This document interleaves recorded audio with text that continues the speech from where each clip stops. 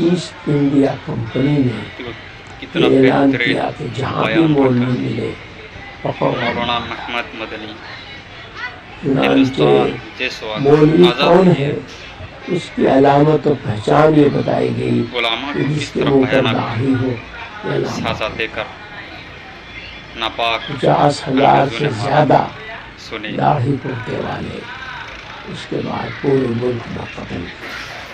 दिल्ली और उसके पूर्व जवार में जहाँ उलमा का गढ़ हुआ करता था, बड़े बड़े उलमा पाए जाते थे और बड़े बड़े काम होते थे, उन इलाकों में ये पोजीशन हो गई थी कि लोग अपनी मैयत को लेकर गांव गांव घूमते थे कि शायद फला गांव में 12 उलमा थे, शायद कोई वहां मिल जाए। वहां पहुंचते तो कोई नहीं, दूसरे गांव में गए, तीसरे में गए, और जब लाश में से बदबू उठने लगती थी तो बिना जनाजे के दफन करते थे। ये हालत हो गई।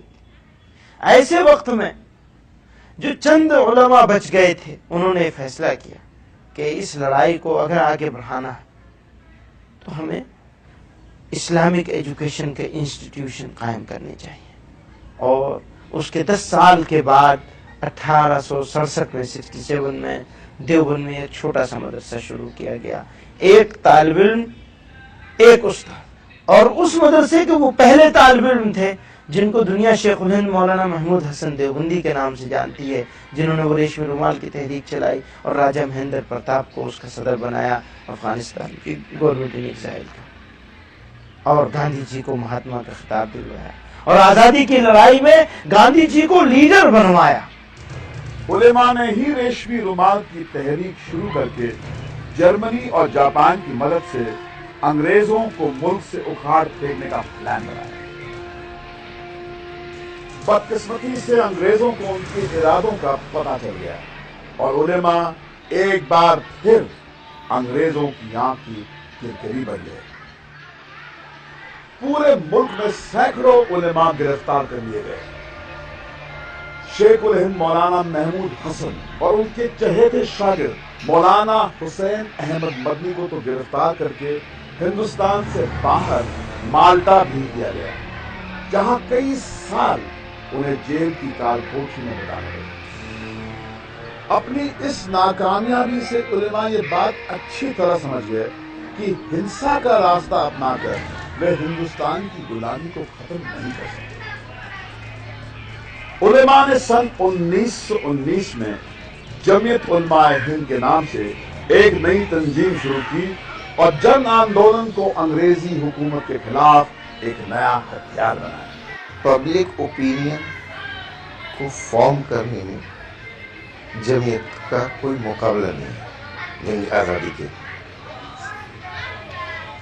ये सबसे बड़ी चीज थी कि जब फियर इतना छा चुका था लोगों के माइंड में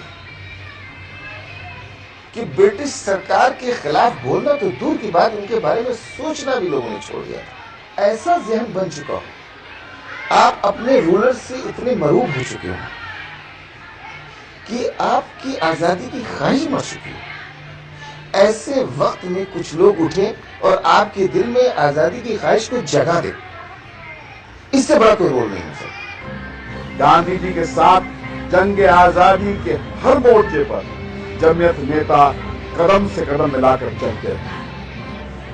5 अगस्त 1942 को जमीयत ने जब सबसे पहले अंग्रेजों भारत छोड़ो का नारा दिया तो पूरे मुल्क में अंग्रेजी हुकूमत के खिलाफ लोगों का एक ऐसा सैलाब उमड़ पड़ा कि आखिरकार उन्हें हिंदुस्तान को आजाद करना ही पड़ा।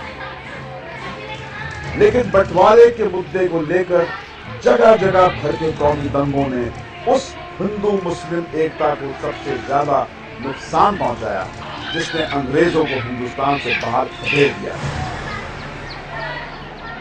जमीयत नेता मौलाना हुसैन अहमद मदनी ने पूरे मुल्क का दौरा किया और मुसलमानों से अपील की कि वो मुस्लिम लीग के बहकावे में न आए। वो तो यही कहते थे कि तुम लोग धोखे में मुब्तला और मुल्क को तबाह कर रहे हो और बहुत बड़ा कत्लेआम होगा। ये तो बहुत मुखालिफ थी पाकिस्तान बनने के।